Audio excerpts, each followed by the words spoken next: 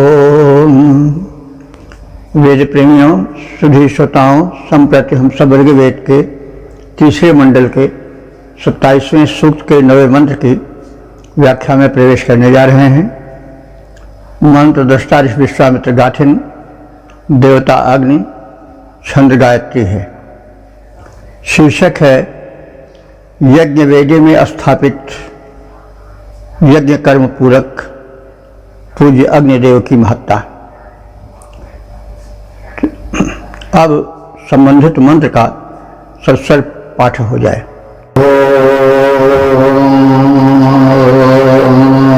चक्रे वरेण्य भूतानां गर्भमादधे दक्षस्य पितरन्तना।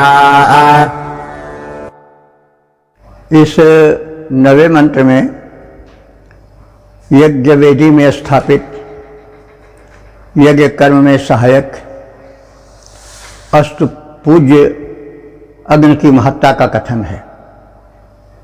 ऋषि कह रहा है कि अग्नि वरेण्य, अग्नि देवता वरेण्य हैं। वरेण्य माने वर्णीय हैं, पूज्य हैं, क्योंकि धिया चक्रे वे विचार पूर्वक यज्ञ कर्म को संपादित करते रहते हैं। तो इतने महान होते हुए भी वे अग्नि इतने व्यापक हैं कि भूतानां गर्भमादधे, समस्त प्राणियों के गर्भ माने भीतर, गर्भ से मतलब भीतर, गर्भ वो जहाँ बच्चा रहता है उससे नहीं मतलब है। तो भूतानां गर्भम दधे, ये प्राणियों के भीतर निवास करते हैं। यह तो विदित तथ्य है कि जब तक शरीर में ताप रहता है, अग्नि तत्व रहता है, तभी तक जीवन रहता है। ठंडा पड़ जाने का मतलब हुआ कि मृत शरीर। तो अग्निदेव जो विचार पूर्वक अग्नि कर्म अर्थात यज्ञ कर्म को संपादित करने वाले हैं, वे ही अग्नि प्राणियों के भीतर ताप बन करके निवास करने वाले हैं। पितरम, वे जगत के पितर हैं। पितर माने पालक, पा धातु से पितर होता है, पालने। तो वे पितरम, वे अग्निदेव जगत के पालन करता भी हैं। और उनकी इसी महत्ता के कारण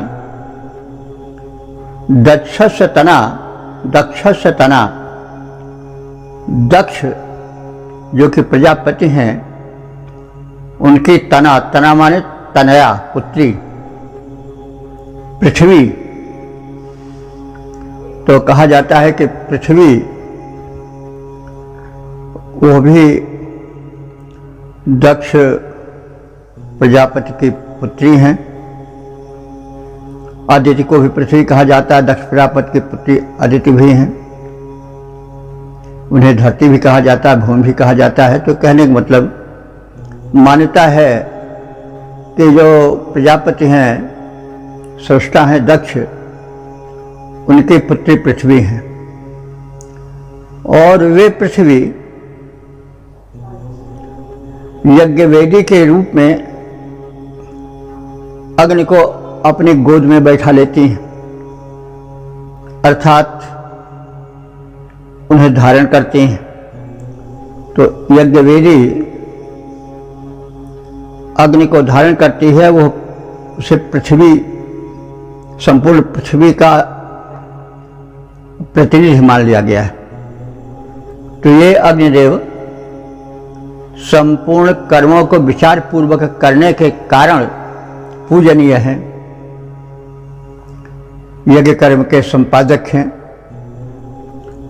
और सृष्टि एक यज्ञ ही तो है। और अग्नि ऊर्जा रूप में यह सृष्टि का कर्म संचालन करते हैं, क्योंकि ऊर्जा से ही सृष्टि है। और ऊर्जा समाप्त हो जाए तो सृष्टि भी समाप्त हो जाएगी।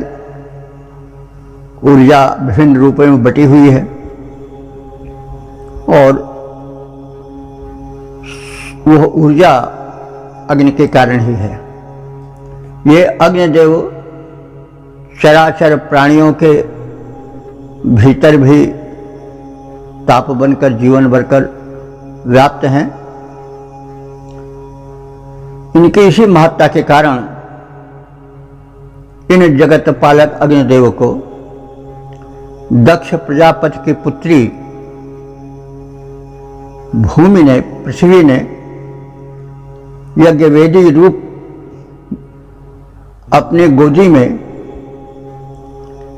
इन अग्निदेव को धारण किया है। यानी यज्ञवेदी को पृथ्वी की गोद माना गया है और उसमें यज्ञ के समय अग्निदेव प्रज्वलित होते हैं, यज्ञवेदी उन्हें धारण करती है।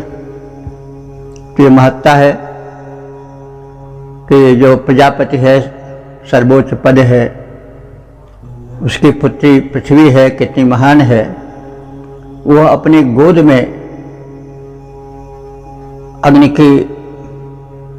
अग्नि को यज्ञवेदी में, वो जो उसकी पृथ्वी की गोद है उसमें धारण करती है। तो गोद में धारण करना स्नेह का प्रतीक है। तो यानी पृथ्वी यज्ञ कर्म के संपादक अग्नि को बड़ा महत्व देती है, अपने गोद में बैठाकर स्नेह प्रकट करती है। ये थोड़ा काव्यत्व है। पृथ्वी के ऊपर यज्ञवेदी होती है, मानो वो गोद हो भूमि की, और उस यज्ञवेदी में अग्नि स्थापित होते हैं, यज्ञ कर्म होता है। तो ऐसा प्रतीत होता है कि अग्नि की महत्ता के कारण पृथ्वी ने यज्ञवेदी रूपी अपने गोद में सप्रेम बैठा लिया है, सस्नेह स्थापित कर लिया है। तो ये अग्निदेव संपूर्ण यज्ञ कर्मों को विचार पूर्वक करने के कारण पूजनीय हैं। ये अग्निदेव चराचर प्राणियों के भीतर व्याप्त हैं। जगत पालक अग्निदेव को दक्ष प्रजापति की पुत्री पृथ्वी यज्ञवेदी के रूप में यज्ञ के निमित्त धारण किए रहती है। पद रूपांतरण है, परम पूज्य हैं भूमि, यज्ञ की उत्तम क्रिया चलाते। परम पूज्य हैं अग्नि, यज्ञ की उत्तम क्रिया चलाते। सकल चराचर के उर्वासी, जगत पाल कहलाते। अग्निदेव जो परम पूज्य हैं और जगत के कारण यज्ञ वेदिका बनकर धरती, उनको करती धारण। ओम वेद प्रेमियों, सुधी श्रोताओं, संप्रति हम ऋग्वेद के तीसरे मंडल के 27वें सूक्त के 10वें मंत्र की व्याख्या में प्रवेश करने जा रहे हैं। मंत्र दृष्टा विश्वामित्र गाथन, देवता अग्नि और छंद गायत्री है। शीर्षक है यज्ञ वेदी में स्थापित अग्निदेव की महत्ता।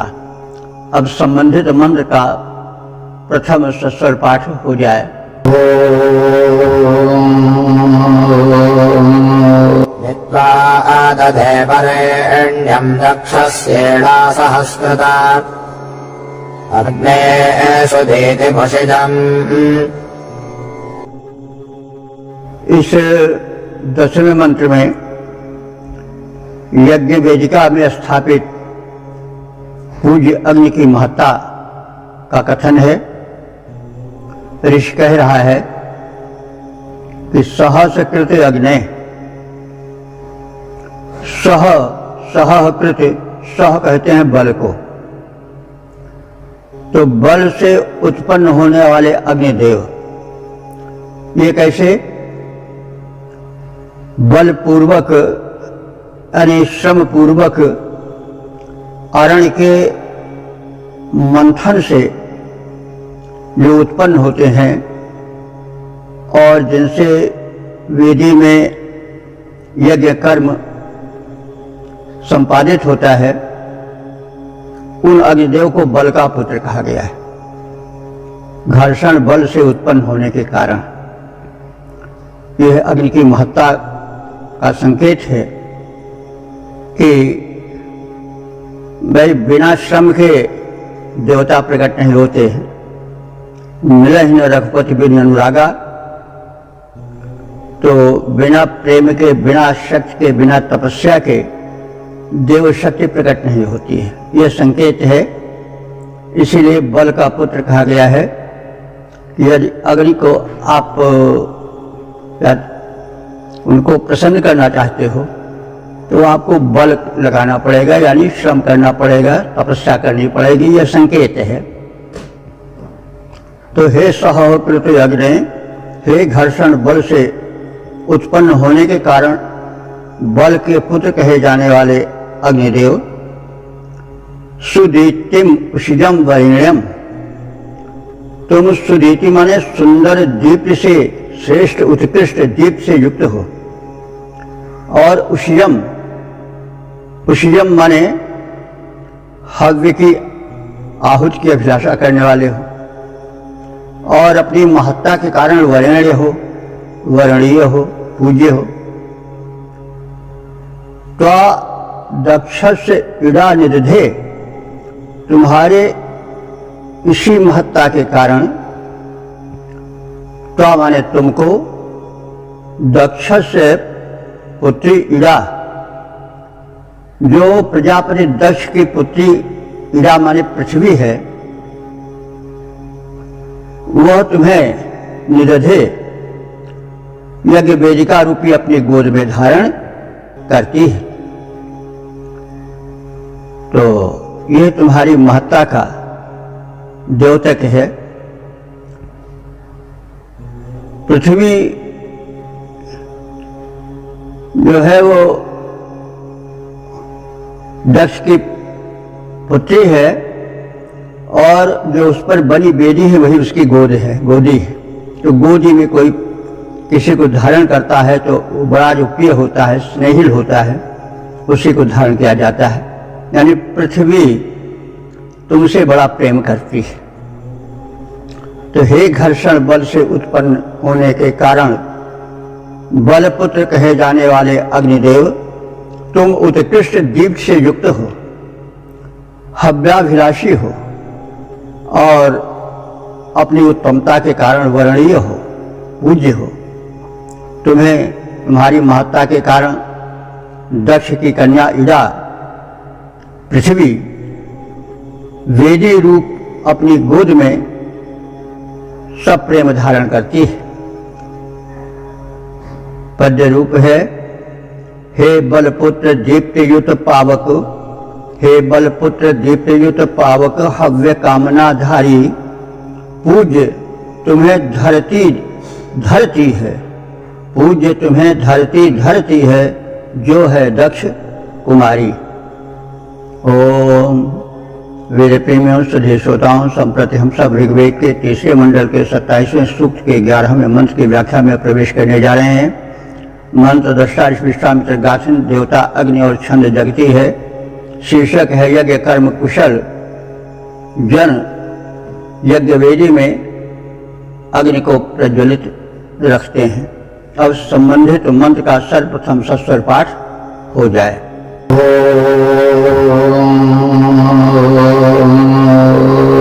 अग्नियन्तरमप्तरभृतस्य जागे मनुषाः विप्रावाजैः समिन्धते। इस 11वें मंत्र में अग्नि की महत्ता के कारण ही जो मेधावी याजक हैं, साधक हैं, वे अग्नि को सदैव प्रज्वलित रखते हैं। तो अग्नि को प्रज्वलित कौन रखते हैं? जो वंशः माने कर्म की सिद्धि हो जाए, कार्य में सफलता मिल जाए, ऐसे लोग, और विप्राह माने जो विशेष ज्ञानी हैं वे लोग, तुम या तुझ अग्निदेव को धारण करते हैं। क्यों धारण करते हैं? कि तुम यंतुरम अप्तुरम संसार के नियामक हो। हे अग्निदेव, तुम यंतुरम संसार के नियामक हो। संसार की स्थिति तुम्हारे कारण है। अग्नि तत्व समाप्त हो जाए तो फिर जीवन तत्व भी समाप्त हो जाएगा। और अग्नि ऊर्जा है और ऊर्जा से ही सब कुछ गतिशील होता है। इसलिए ऋषि अग्नि को यंत्र कह रहा है, संसार रूपी यंत्र का नियामक और चालक कह रहा है। और अप्तुरम, अप्तुर उनको कह रहा है। अप्तुर का अर्थ क्या होता है? आप माने जल, तो जल के प्रदायक अग्नि देवता है। यह कैसे? क्योंकि सूर्य भी तो अग्नि का ही एक व्यापक रूप है, तो सूर्य से ही तो वृष्टि होती है। कहा गया है कि आदित्या जायते वृष्टि, सूर्य के द्वारा ही वृष्टि होती है। सूर्य की किरणों द्वारा जल शोषित होकर के अंतरिक्ष में बादल बन जाता है, वही बादल वृष्टि करते हैं। तो वो उसके मूल में कौन है? आदित्य। आदित्य क्या है? अग्नि के एक व्यापक रूप, बहुत बड़े गोले। तो आदित्य भी अग्नि का ही रूप है, सूर्य भी अग्नि का रूप है।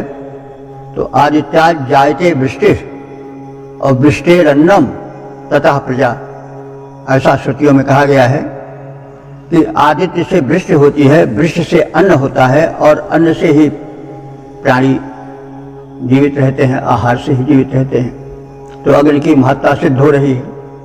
तो उसी महत्ता को प्रतिपादित करते हुए ऋषि कह रहा है कि हे अग्निदेव, तुम यंतुर हो, संसार के नियामक हो और जल के प्रेरक हो, वृष्टि कराने के कारण हो, और बाजही संबंधते, और जो वृष्टि से अन्न उत्पन्न होता है उसी अन्न की आहुति देकर के तुम्हें संबंधते माने प्रज्वलित किया जाता है, प्रदीप्त किया जाता है।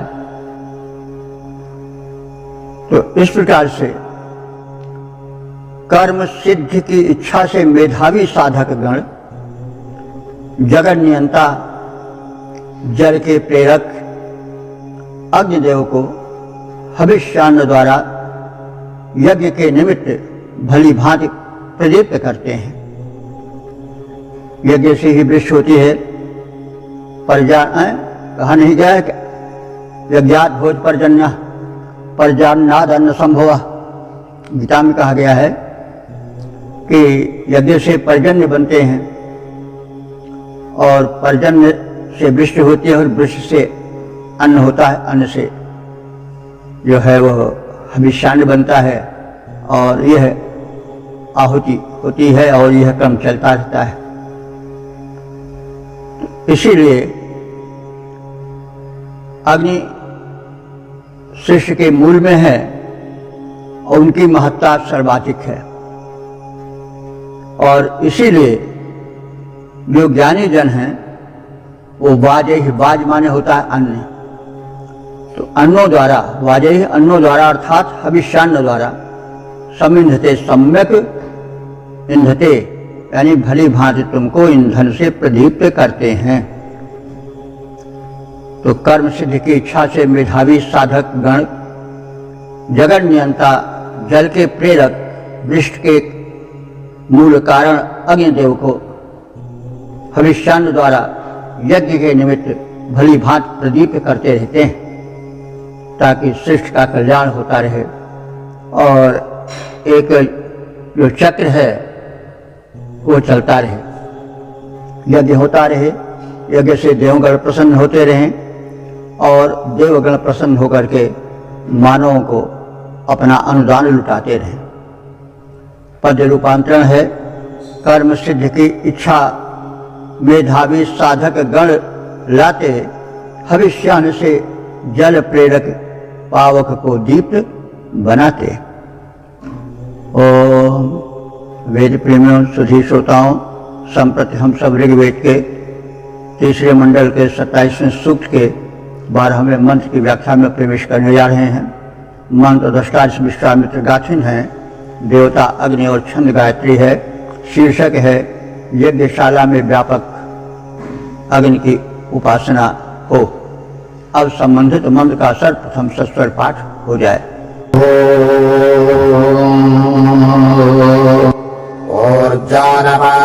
ऊर्जानपातमद्धरे दिवां समुपद्यते अग्निमेळे कविक्रमम्। इस 12वें मंत्र में अग्नि की महत्ता के कारण उनकी स्तुति होती रहती है। यज्ञों में यह कथन है, तो हे अग्निदेव ऊर्जा नपातम, तुम ऊर्जा शक्ति को नपातम माने पतित नहीं होने देते हो, पतन नहीं होने देते हो, ऊर्जा को तुम स्थिर रखते हो। ये हम सब जानते हैं कि ऊर्जा जो है, एनर्जी जिसको हम कहते हैं, वह अग्नि के कारण ही है। चाहे भौतिक जगत में यंत्रादि चालन हो तो ईंधन में जब स्पार्कलिंग होती है, चिंगारी लगती है, तब यान चलते हैं, ऊर्जा का उसमें जन्म होता है और ऊर्जा ही संचालित करती है यान को।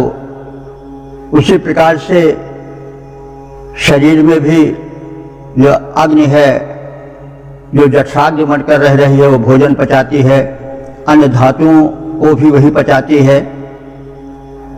भोजन से रस बनता है, रस से रक्त बनता है, रक्त से मांस, मांस से मेद, मेद से अस्थि, चर्म और अस्थि, और ये जो फिर आगे शुक्र तक जो प्रक्रिया होती है, चाहे आपके क्यों मेटाबॉलिज्म जिसको कहा जाता है, वो अग्नि के ही कारण होता है।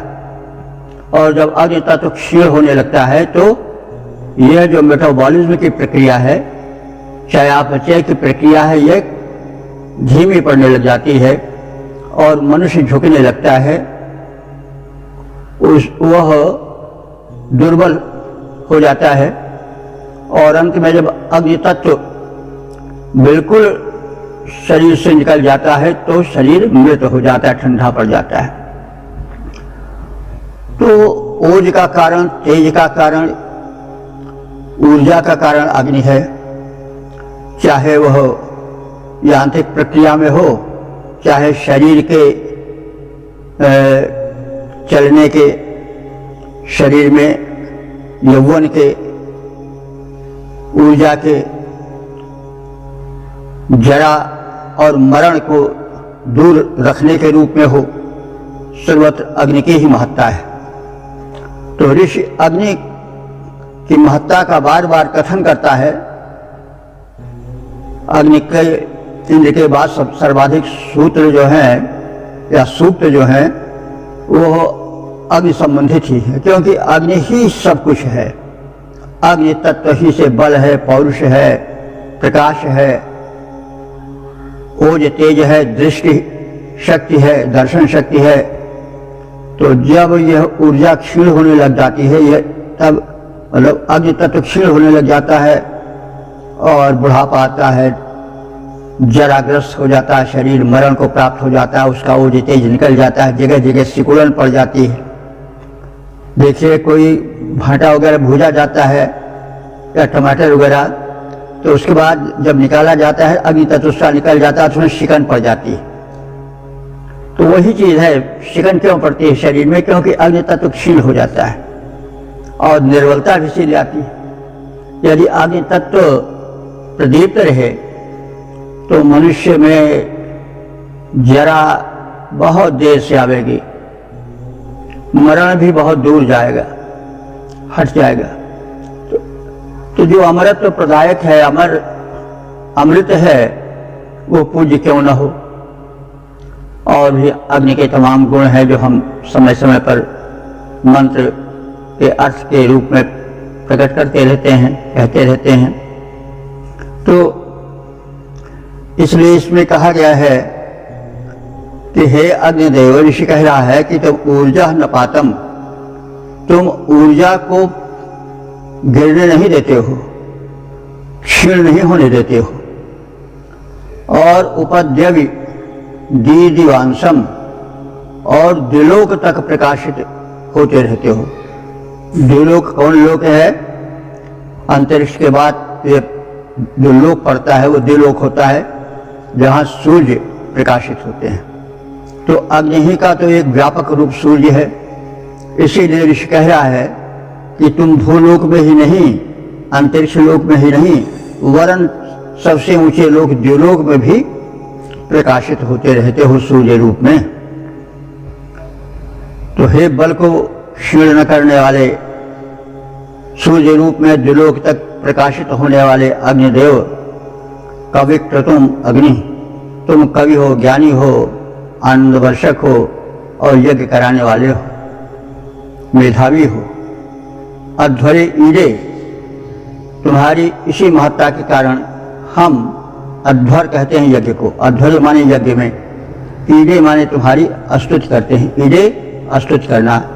तुम्हारी इसी महत्ता के कारण हम भावातुर होकर के, कृतज्ञ होकर के यज्ञों में तुम्हारी उपासना करते हैं, स्तुतियां करते हैं। तो हे बल को क्षीण न करने वाले, द्विलोक तक प्रकाशित होने वाले मेधावी अग्नि की हे देवता, हम इस यज्ञ में तुम्हारी स्तुति करते हैं। पद रूपांतरण है, जो बल को क्षीण न करते हैं, जो अग्निदेव बल को न क्षीण होने देते हैं, दिव्य लोक तक दीप्यमान इस यज्ञ भूमि पर मेधावी पावक का करता यशोगान। ओम वेद प्रेमियों, सुधी श्रोताओं, संप्रति हम सब ऋग्वेद के 3 मंडल के 27वें सूक्त के 13वें मंत्र की व्याख्या में प्रवेश करने जा रहे हैं। मंत्र दृष्टा विश्वामित्र गाथन, देवता अग्नि छंद गायत्री है।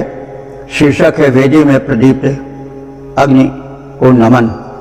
अब संबंधित मंत्र का सर्वप्रथम सस्वर पाठ हो जाए। ईडेन्यो नमस्यस्ते हस्तमांसि दर्शतः समग्निरिध्यते वृषा। इस 13वें मंत्र में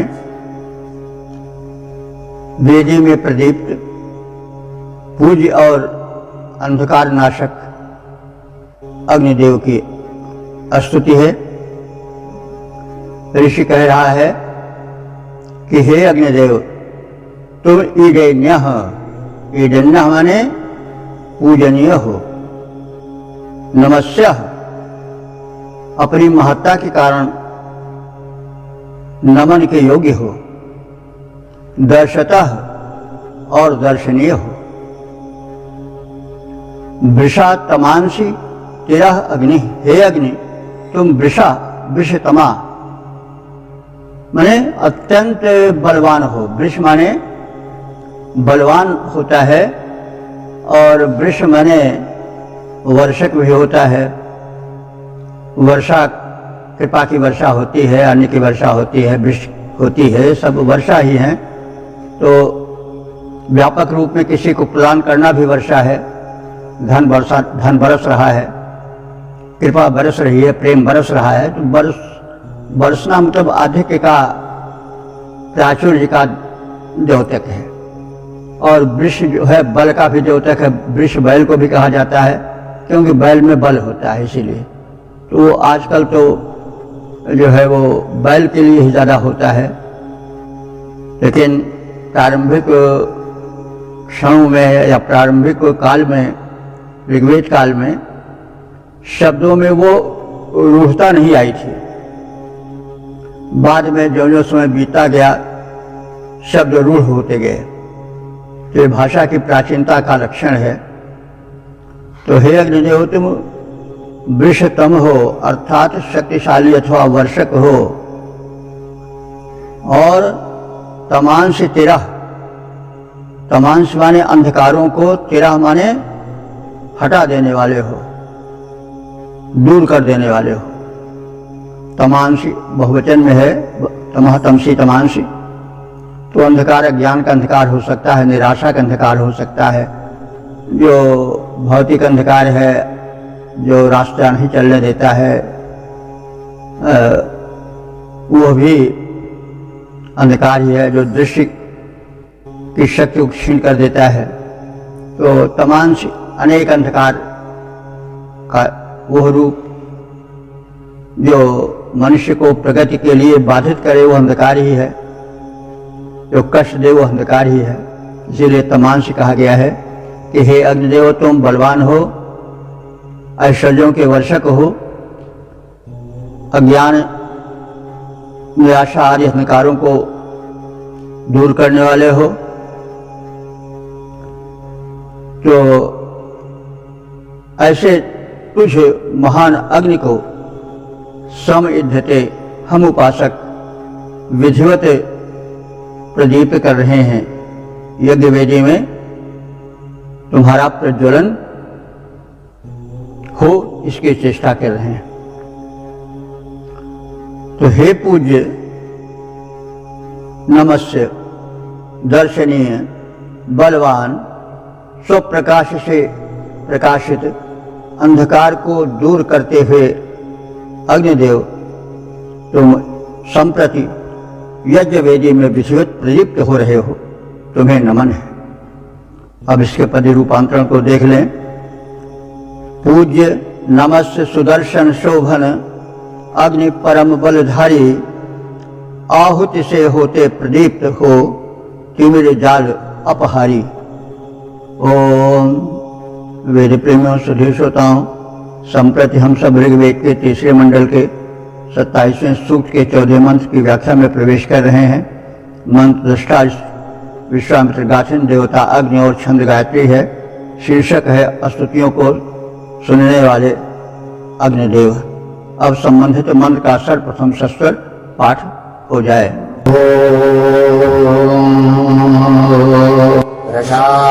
अग्निः सविध्यते श्वोरदेववाहनः तं हविष्मन्त ईळते। इस 14वें मंत्र में दिव्य शक्तियों तक, देवों तक अश्ववेग से आहुति पहुंचाने वाले अग्निदेव का स्तवन है। ऋषि कह रहा है कि हे अग्निदेव, अश्वः न देव वाहनः। अश्वः माने घोड़ा, जो गति में बड़ा प्रबल होता है, बहुत तेज भागता है, तीव्र गतिशील होता है।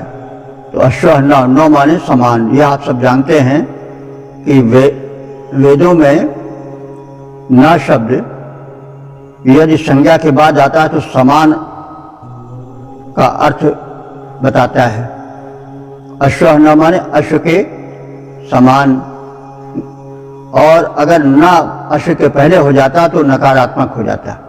तो यहाँ संज्ञा अश्व के बाद ना है, इसलिए समान का अर्थ दे रहा है कि हे अग्निदेव, तुम अश्व के समान तीव्र गतिधारी हो, और देववाहना, देवों तक अस्तुज को वहन करने वाले हो, देवों तक आहुति को वहन करने वाले हो।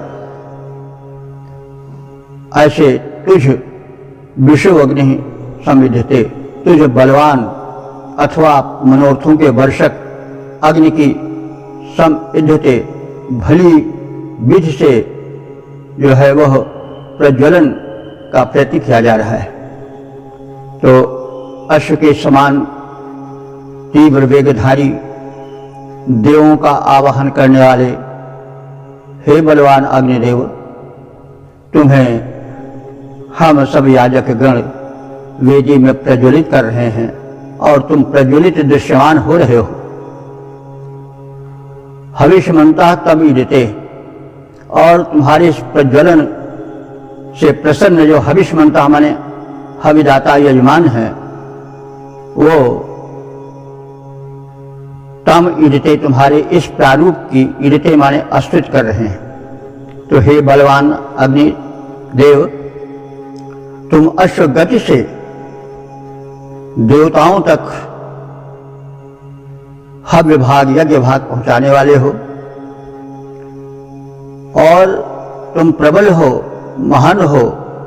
ऐसे तुझ अग्नि देव को जो कि वेदी में प्रज्वलित हैं, उन्हें हम हविदायक यजमान स्तुति से अलंकृत कर रहे हैं, विनम्र भाव से तुम्हारी स्तुतियां कर रहे हैं। पद रूपांतरण है, अग्निस्वरों को पहुंचाते हवि अश्व सदृश गतिमान हो प्रज्वलित श्रवण करते भक्तों के स्तुति गान। ओम वेद प्रेमियों सुधीर श्रोताओं, संप्रति हम सब ऋग्वेद के तीसरे मंडल के 27वें सूक्त के 15वें मंत्र की व्याख्या में प्रवेश करने जा रहे हैं। मंत्र दृष्टा विश्वामित्र गाथिन, देवता अग्नि, छंद गायत्री है, शीर्षक है अग्नि को वेदी में सम्यक प्रदीप्त होने का कथन। अब संबंधित मंत्र का सर्वप्रथम सस्वर पाठ हो जाए। वृषणन् वा वयम् वृषन् वृषणः समिधीमहे अग्ने दीद्यतम् बृहद। इस 15वें मंत्र में जो समापन वाला मंत्र है, इसमें अग्नि के व्यापक उपकारों के प्रति आभार प्रकट किया गया है और मानवों के कल्याण हेतु सम्यक रूप से उनके प्रदीप्त होते रहने की प्रार्थना है। ऋषि कह रहा है कि वृषण अग्ने, हे बलवान अग्निदेव। वृष माने बलवान भी होता है और वृष माने वर्षक भी होता है। तो हे बलवान और अभीष्ट वर्षक अग्निदेवता, वृषण वयम, वयम हम सब तुम्हारे उपासक, वृषण तुम्हारी ऊर्जा प्रदान के कारण, तुम्हारी अनुकूलता के कारण वृषण हो गए हैं। वृषण माने बलवान हो गए हैं। और वृषणम दीद्यतम बृहत्वाम, और तुझ बलवान और ऊर्जा प्रदायक अग्निदेव को व्यापक रूप से प्रज्वलित कर रहे हैं। सम इंधी में ही सम्यक रूप से तुम्हें प्रदीप्त कर रहे हैं। तो हे अभीष्ट वर्षी अग्निदेव, तुम्हारे द्वारा बलवान बनाए गए हम सब, तुझ बलवान, दीप्तिमान और महान अग्निदेव को सम्यक रूप से यज्ञवेदी में प्रज्वलित करते हैं। तुम इसी प्रकार से हमें दीप्ति, ओज, तेज और बल प्रदान करते रहो और हमारे अभीष्ट की, मनोरथों की पूर्ति करते रहो। तो हे अभीष्ट वर्षी अग्निदेव, तुम्हारे द्वारा बलवान बनाए गए हम बलवान हो गए हैं। अब हमारे पास शक्तिहीनता फटक नहीं सकती है। तुम दीप्तिमान हो, हमें दीप्ति दो, महान हो, महत्ता दो, और तुमको हम सम्यक रूप से इसी प्रकार से प्रदीप्त करते हैं, ऐसी प्रेरणा दो।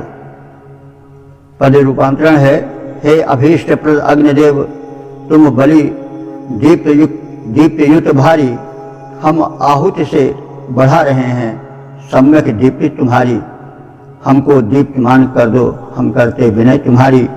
तो इस प्रकार से हमने इस समापन वाले मंत्र का संक्षिप्त ज्ञान प्राप्त किया। तो अब हम सब अपने इस वेद भगवान की सेवा के विषय में जो कुछ कहे हैं उसके विषय में कितना चल चुके हैं उसके विषय में, और विशेष रूप से इस सूक्त में आए हुए मंत्रों का संक्षिप्त सार जान लें। तो यह ऋग्वेद के तीसरे मंडल का 27वां सूक्त है, जिसमें 15 मंत्र हैं। सभी मंत्र गायत्री छंद में निबद्ध हैं। मंत्र दुष्टादश विश्वामित्र गाथिन हैं और देवता अग्नि हैं। तो अग्नि के विविध रूपों का इसमें कथन है। अग्नि की शक्तिमकता, उदारता, व्यापकता का कथन है। प्रारंभ में कहा गया है कि अग्नि देवता यज्ञ के मुख्य स्रोत हैं, साधक हैं, कारण हैं, और वे मनुष्यों और देवों के बीच में सेतु बनकर रहते हैं। यानी उनके कारण देव जो है वो यज्ञ माध्यम से प्रसन्न होते हैं और देवों की कृपा दृष्टि मनुष्यों तक आती है, और मनुष्यों के द्वारा प्रदत्त आहुति को वे देवों तक पहुंचाते हैं और देवों की कृपा को याजकों तक लाते हैं, उपासकों तक लाते हैं। तो इस प्रकार से मनुष्यों और देवों के मध्य सेतु बने हुए अग्नि की प्रार्थना है। स्तुतियाँ उनकी हैं। उनसे शत्रु विनाश की प्रार्थनाएं की गई हैं। शत्रु वे हैं जो प्रगति पथ में बाधा डालते हैं। वे बाहरी भी हो सकते हैं और भीतरी भी काम, क्रोध, मद, लोभ, मद, मात्सर्य, ईर्ष्या, द्वेष, छल, कपट आदि हो सकते हैं, जो कि मनुष्य को जो है वह बदनाम कर देते हैं और मनुष्य के जीवन को दूषित कर देते हैं। तो ऐसे शत्रुओं के विनाश की प्रार्थना है। सुखी जीवन की कामना की गई है और हव्यग्राही अग्निदेव की महत्ता का वर्णन है, और ऋत्विजों की भी प्रशंसा है, क्योंकि यज्ञ कर्म को सकुशल सविधि वे ही पूर्ति कराते हैं। और अग्निदेव ऊर्जा के मूल स्रोत हैं। ऊर्जा ही व्यक्ति को सक्रिय बनाती है, शक्ति संपन्न बनाती है, तेजस्वी बनाती है। अग्निदेव ऊर्जा के रूप हैं, तेजस्वी हैं, प्रज्वलनशील हैं, पथ प्रदर्शक हैं, सर्वव्यापक हैं, आदि आदि रूपों का कथन किया गया है। और अग्निदेव की स्थापना करके यज्ञ क्रिया में निरंतरता बनी रहे, इस बात को भी मंत्रों में कहा गया है। कर्मयोगी जो हैं, कर्मठ जो हैं, वो अग्नि को सदैव प्रज्वलित रखते हैं, प्रदीप्त रखते हैं। अग्नि की कोई व्यापक रूप से उपासना करके उन्हें तन मन में बसाए रहते हैं और शरीर को शक्तिशाली, तेजस्वी बनाए रहते हैं। अग्नि के बड़े व्यापक रूप हैं, इसको हम कहते आ रहे हैं, पुनः कहने की आवश्यकता नहीं है। और अग्नि की हम सम्यक उपासना करें, उनके महत्व को समझें, तो हम अनेक अनर्थों से बच सकते हैं, हम शक्तिशाली बने रह सकते हैं। यह संदेश है। और प्रार्थना है कि अग्निदेव हम लोगों के अभीष्ट को पूरा करें, हमें दीप्ति ओज तेज धारण कराए रहें और हम अग्निदेव जैसी ही दीप्ति प्राप्त करें। यह भावना इस सूक्त में विशेष स्थान पाए है और सूक्त का समापन भी इसी विचार से के साथ होता है, इसी कामना या प्रार्थना के साथ होता है कि अग्निदेव हमें ऊर्जा का संचार करते रहें, हमारे अभीष्ट को पूर्ण करते रहें, हमें दीप की ओर तेज बढ़ाते रहें और हम अग्नि की उपासना निरंतर करते रहें, उसके हेतु सक्षम बने रहें। तो इस प्रकार से हमने इस वेदवाणी का श्रवण किया। मंत्र के इतने उपयोगी हैं, कहने की आवश्यकता नहीं है। मैं पुनः पुनः निवेदन करता हूँ कि वेद धर्म का प्रचार करके वेद की में ऋषियों की गहन अनुभूति और ईश्वरीय संदेश को भरे हुए मंत्रों की जलधारा में स्नान कर हम पवित्र बने और संसार में भी उस भाव को, उस पवित्रता को, उस ऊर्जा को प्रचारित प्रसारित करें। यह बहुत बड़ा कार्य होगा। यज्ञ कर्म है, तो यज्ञ कर्म इसीलिए बार बार कहा जा रहा है कि यज्ञ कर्म वहीं तक नहीं सीमित हो यज्ञ वेदी में है। जितना शुभ कर्म हो रहा है वो सब यज्ञ ही है। यज्ञ वैसे समम कर्म। इस विचार से हम लोग उत्प्रेरित होकर के, परिपूरित होकर के अपने जीवन में सुख शांति लाएं, श्रेष्ठ में, समाज में, मानव मात्र में हम इन भावनाओं का प्रचार प्रसार करें, स्वयं धन्य बने और धन्य बनाएं। वही समर्थ है कि जो कि तारता हुआ तरे। तो इस प्रकार से हम अपनी वाणी को विराम देते हैं। ओम सर्वे भवन्तु सुखिनः, सर्वे सन्तु निरामयाः, सर्वे भद्राणि पश्यन्तु, मा कश्चित् दुःख भाग् भवेत्।